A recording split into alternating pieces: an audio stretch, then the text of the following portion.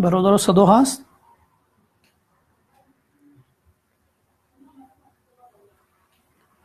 شروع کنیم اگر صدا باشه.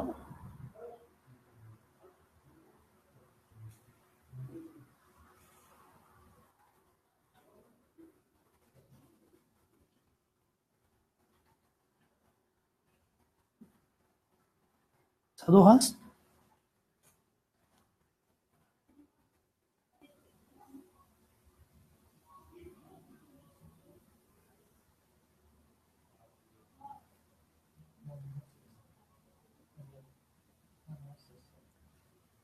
ده چی هست؟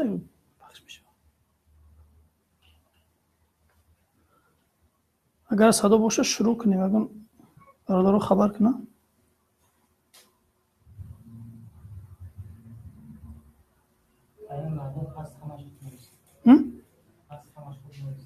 نمیسته که هست؟ خب صدا که باشه شروع کنیم. به نام خداوند بخشنده مهربان. سلام و درود بر آخران پیام رسان الهی حضرت محمد صلی الله علیه وسلم و اصحاب و خاندان پاکشان. با عرض سلام و درود و خسته نباشی خدمت هموطنان گرامی، برادران، خواهران، پدران، مادران ارجمند. در این چند دقیقه که در خدمت شما عزیزان حضور داریم، خب تلاش میکنیم در رابطه با امید به آینده نیک در زندگی صحبتی داشته باشیم. پیش از آن که وارد این بحث شویم، لازم دارم از واقعیت حالی امروزه مردم تاجیک چند نمونه برای روشن شدن موضوع خدمت عزیزان عرضه نمایم. از آنچه که امروز در کشور می‌گذرد و مردم تاجیک گرفتاری آن هستند و رنج می‌کشند و هر روزه این مشکلات افزوده می‌شود، زیاد می‌شود. این مشکلات و این سختی ها و این رنج و مصیبت ها سبب شده است که اکثر مردم مسلمان یک حالت ناامیدی، دلسردی از زندگی و به قول خود تاجیکای ما سیر شدن از زندگی. این مردم گرفتار این حالت هستند، یک حالت ناامیدی، دلسردی از زندگی. خب اکثر مردم تاجیکستان رو فرا گرفته است و هر روز نشانه های این ناامیدی و دلسردی رو از زندگی میبینیم، مشاهده میکنیم که با شکل های گوناگون ظهور میکند. این چیز یکی خود را میکشد، دیگر خود را به دریا میفکند، نفر سیرکا مینوشد، قسم خود را به آتش میاندازد، بعضی دیگر دست به کشتار برادر و خواهر، همسر و حتی پدر و مادر میزند و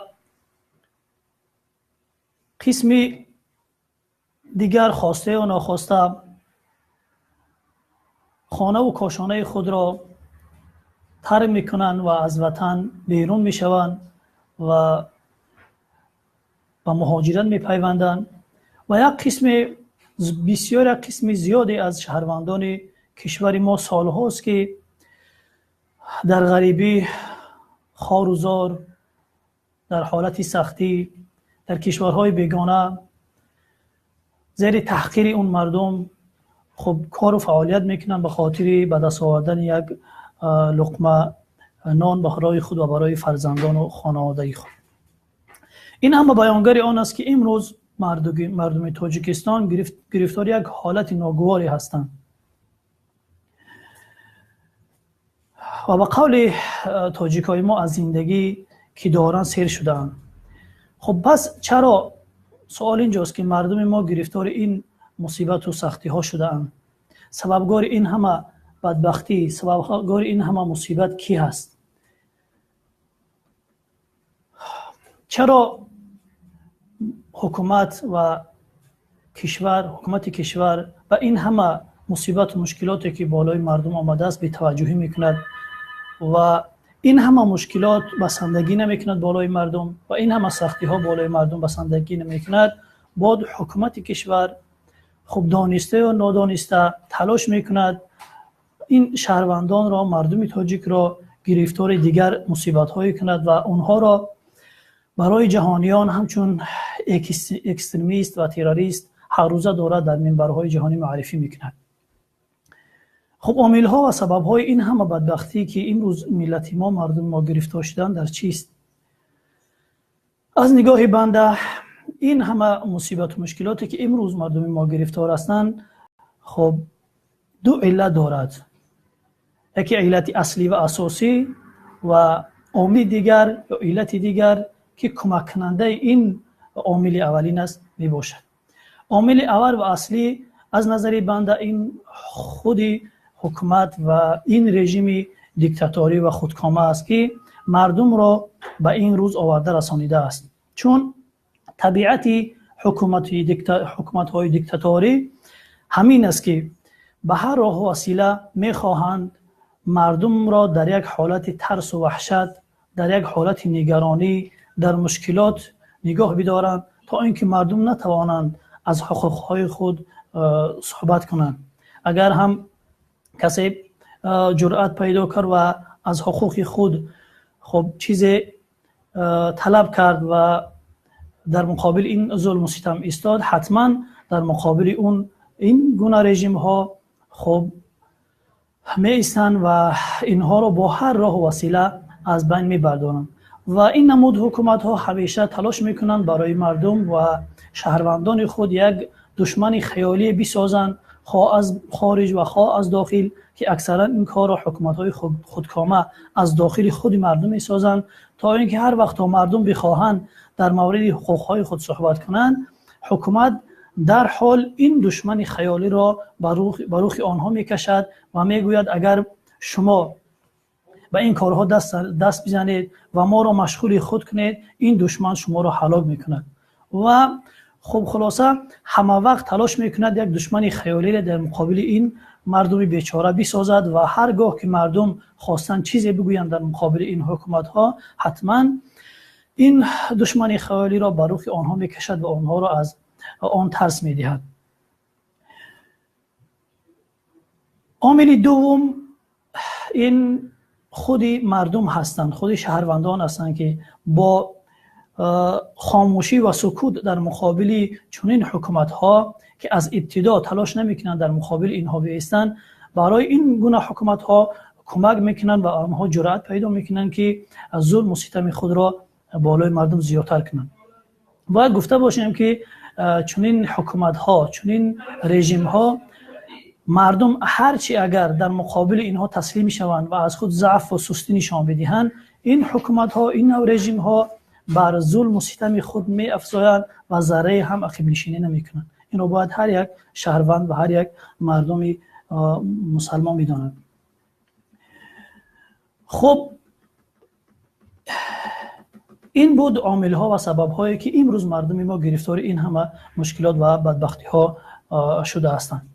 خب از آنجا که اکثر مردم کشور ما مسلمان هستند و پیروی اسلام هستند، لازم دارم در اینجا حکم این ناامیدی و دلسردی از زندگی را و ناامید شدن از رحمت خداوند را خب از نگاه اسلام، از نگاه شریعت خدمت هموطنان گرامی عرض نمایم. اکثر دانشمندان اسلامی برای این نظرند که ناامیدی و دلسردی از زندگی از رحمت خداوند این از جمله گناهان کبیره به شمار می رود و احادیث زیادی از رسول خدا صلی الله علیه و سلم این چیز را تأیید می کند. حضرت ابن عباس رضی الله عنه روایت می کنند که مرد از رسول خدا صلی الله علیه و سلم پرسیدند که ای رسول خدا، گناهان کبیره کدام چیزها هستند؟ برای من در مورد آنها معلومات بده. رسول خدا صلی الله علیه و سلم گفتند یکم چیز گناه کبیره در درجه اول میستد این است که کسی مسلمان بنده مؤمن و خداوند چیزی را شریک قرار بدهد. و دوم چیزی که در این حدیث رسول خدا صلی الله علیه و سلم ذکر میکنند، میفرمایند که یکی دیگر از گناهان کبیره این ناامیدی خب دلسردی از زندگی و از رحمت خداوند امید شدن است. بنابراین بر انسان و بنده مسلمان واجب و لازم و ضرور است که در هیچ حالت ناامید از رحمت خداوند نباشد. ظلم اگرچه قوی است، اگرچه قدرت دارد، اگرچه نیرو دارد، اما نباید بنده مسلمان هیچگاه در خود ناامیدی راه بدهد. و خداوند هم در قرآن کریم در آیه های زیاد خب بندگانش را هم به صورت جمعی و هم به صورت انفرادی خب از ناامید شدن و از دل سر شدن از زندگی برحذر می دارد و برای اونها نشان می دهد که باید بنده مسلمان، باید انسان اگرچه هر قدر خب در تنگنا قرار بگیرد، از اون اشتباه و خطای زیاد هم سر بزند، نباید که از رحمت خدا ناامید شود. حتما رحمت خدا، نصرت خدا، کمک خدا به حال اون بالای اون می آید و اون را دستگیر می شود. در جایی که خداوند به صورت انفرادی هر یک بنده مسلمان را خطاب میکند، هر یک مؤمن را خطاب میکند و بر رسول خدا میگوید که ای پیامبر برای بندگانم بگو قل یا عبادی الذین اسرفوا علی انفسهم لا تقنطوا من رحمت الله ان الله یغفر الذنوب جمیعا انه هو الغفور الرحیم. ای پیامبر برای بندگان، برای پیروانت بگو که اون کسانی که برای پیروانت بگو اون پیروانت که اشتباه کردن، در زندگی خطا کردن، خب گرفتار مشکلات شدن، به سبب این خطا و اشتباه خود گرفتار سختی ها و مشکلات شدن، هیچگاه از رحمت خدا ناامید نشوند، چون که خداوند تمام این کمبودی های بندگان را می‌آموزد. وقتی که انسان اشتباه خود را درک میکند، خطایی را درک میکند و رو به خداوند میارد، از خطا و اشتباه خود دست میکشد و برای زندگی بهتر و برای آینده خوب برنامه درستی در نظر میگیرد، حتما خداوند به سراغ آن میآید و دستگیر حال اون میشود، چون که خداوند غفور و رحیم و مهربان است. هیچگاه بنده‌اش را که تلاش میکند و کوشش میکند، مبارزه میبرد برای اینکه زندگی بهتری داشته باشد، آینده خوبی داشته باشد، اون را هیچگاه و در هیچ صورت تنها نمیگذارد. در جای دیگر خداوند متعال به صورت جمعی تمام مؤمنان و مسلمانان را مورد خطاب قرار میدهد، میفرماید ولا تهینوا ولا تحزنوا وانتم الاعلون ان کنتم مؤمنین. در این آیت خداوند به صراحت میگوید که شما نباید مؤمنین، نباید شما مسلمانان، ای بندگان من، در هیچ حالت، در هر شرایطی که قرار دارید و دشمن اگرچه در مقابل شما قوی و پرقدرت و زور است، شما نباید در خود سستی نشان بدهید، نباید ضعف نشان بدهید، نباید غمگین شوید از این مشکلاتی که مصیبت هایی که بالای سر شما می آید، چون که راه مبارزه این است.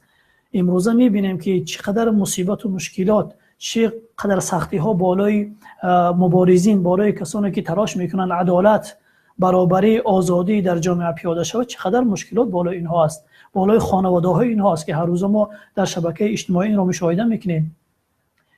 خداوند اگر در هر حالت قرار دارید، در هر شرایطی قرار دارید، نباید در خود ضعف و سستی نشان بدهید، نباید غمگین شوید، چون این راه پیامبران است، راه صالحین است، راه صدیقین است، راه کسانی است که اونها را خداوند انتخاب میکنه در این راه. این شخصیت ها در این راه تصادفی نمی آیند. خداوند اینها را انتخاب میکند از بین این همه مردم تا که در این راه قدم بگذارند و برای برپا کردن عدالت، آزادی در جامعه و برای دستگیری مظلومان حرکت کنند و برنامه های خدایی را در زمین پیاده کنند، که عدالت یکی از اون برنامه هاست.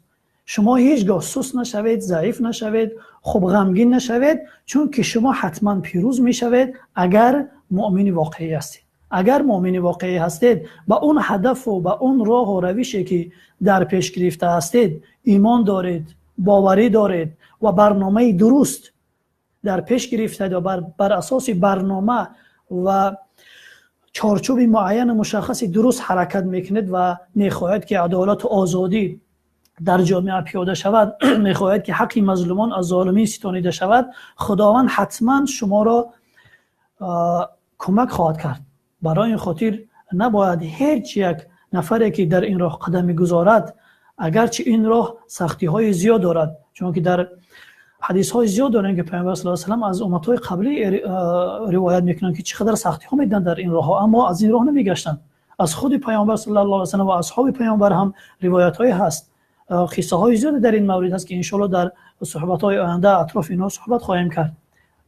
از این خاطر نباید بنده و شخصی مسلمان، شخصی مؤمن، اون هدف و راهی که در پیش میگیرد، خب نباید دل شکسته شود وقتی که در این راه مصیبت ها بالای، سختی ها بالای اون شخص می آید. حتما این سختی ها، این مصیبتی ها برطرف شدنی هستند و خداوند این نمود اشخاص را کمک میکند. این مع العسر یسرا، حتما همراه سختی آسانی پشت اون هست.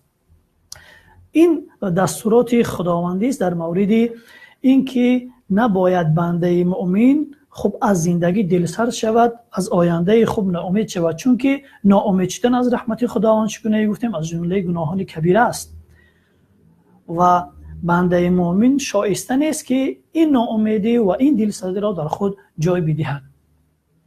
خب یکی دیگر از راه‌هایی که چنین حکومت‌ها و رژیم‌ها در پیش گرفتند و می‌خواهند با این واسطه اراده مردم را بشکنند، با این واسطه امید مردم را، آرزوی مردم را به آینده نیک، به زندگی خوب خاموش کنند و اختیار اونها را از اونها سلب کنند، این است که همیشه تلاش میکند مردم را ترور معنوی کند.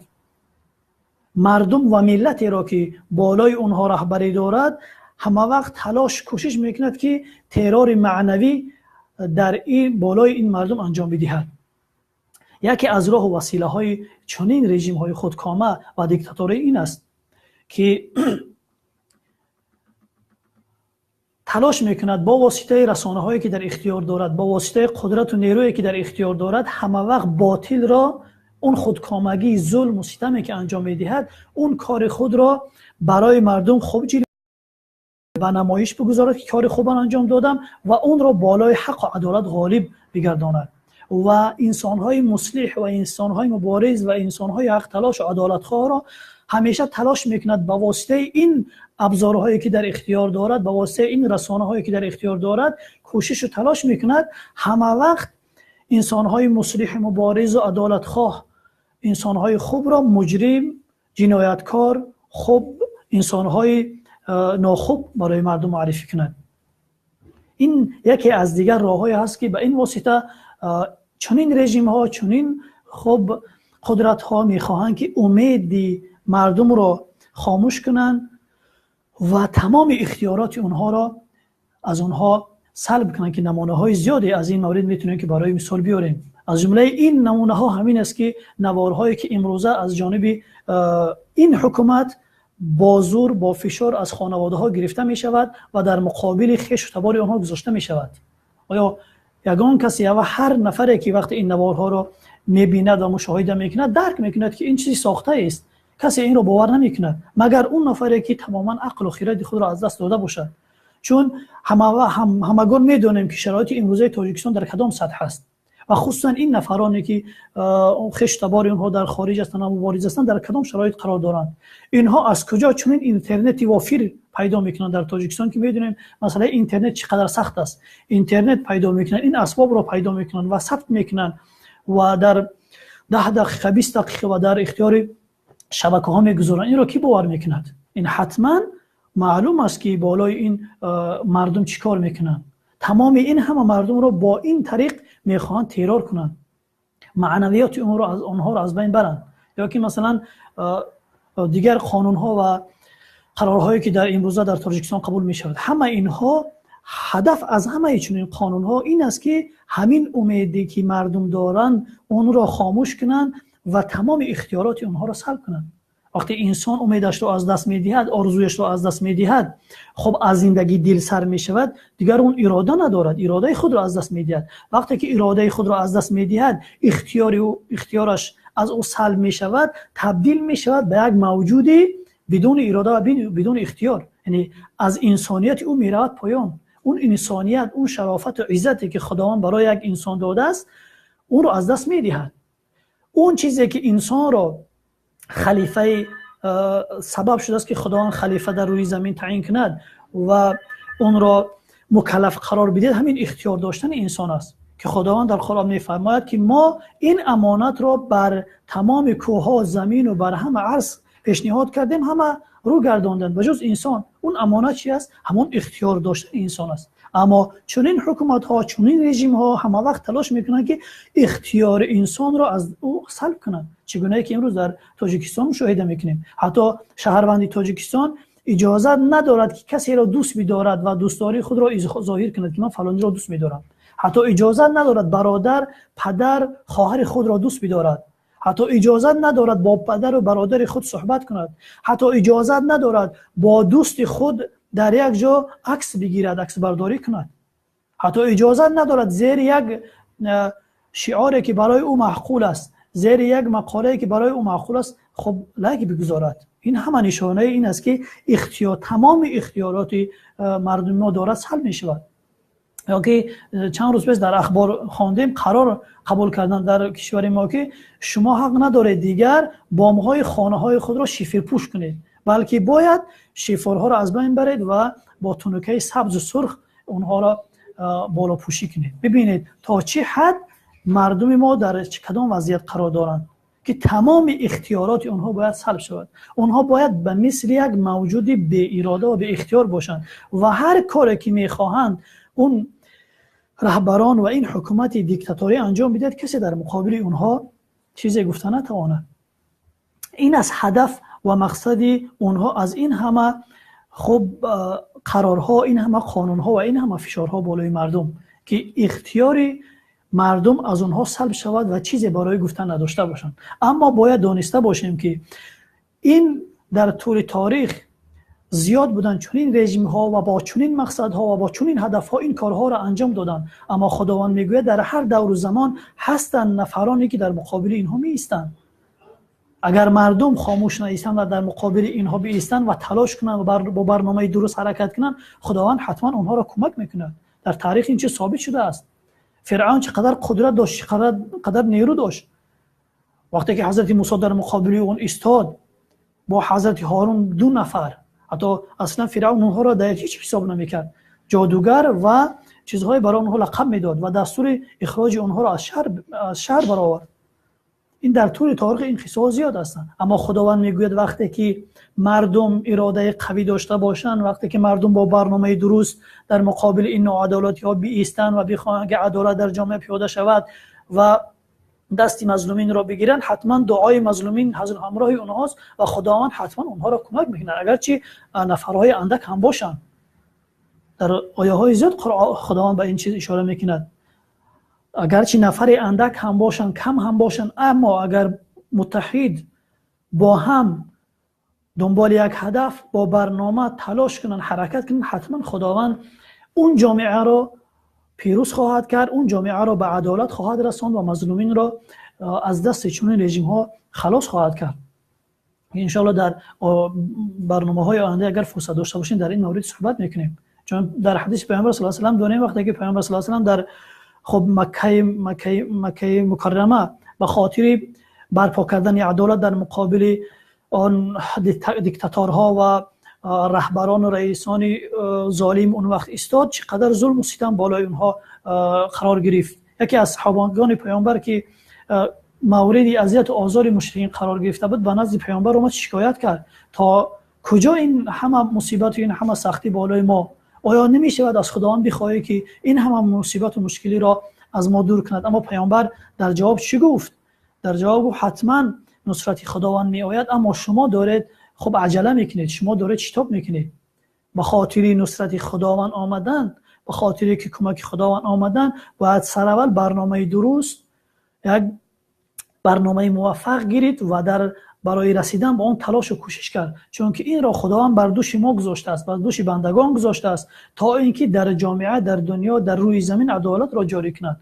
اگر اونها خود تلاش کردن، کوشش کردن، خداوند حتما کمک خود را برای اونها میفرستد. و در اینجا هست که پیامبر صلی الله علیه و آله قسم یاد میکنه که قسم به خداوند، قسم میخورد به خداوند که خداوند حتما این راه را، که این دین را پیروز میگرداند تا اونجا که یک زن میتواند از حضرموت یا که از یمن پیاده تا مکه بیاید و از چیز ترس نداشته باشد. ما هم بر این وعده های خداوند باور داریم و وعده میدهیم برای این مردم مظلوم که خداوند حتما این نصرت و پیروزی را برای مردم تاجیک میآورد. این نیست که دیگر سالها و سالها مردم در این همه سختی گرفتار باشند. حتما نصرت خداوند همراه نفرانی است که در این راه صادق هستند، خب در این راه مبارزه میبرند، با برنامه درست حرکت میکنند. خداوند حتما پیروزی را برای این مردم خواهد آورد. در اینجا صحبت رو به آخر میرسونم و انشالله در صحبت‌های بعدی اطراف نمونه‌های از زندگانی پیامبران و زندگی پیامبر اسلام و کسانی که در این راه حرکت کردند و راه و روش درست مبارزه با چنین خب رژیم ها و نفرانی که میخواهند امید مردم را خاموش کنند و آرزوهای مردم را از بین ببرند و اختیارات اونها را از اونها سلب کنند، ان شاء الله با هم صحبت‌های خواهیم داشت. السلام علیکم و رحمت الله و برکاته.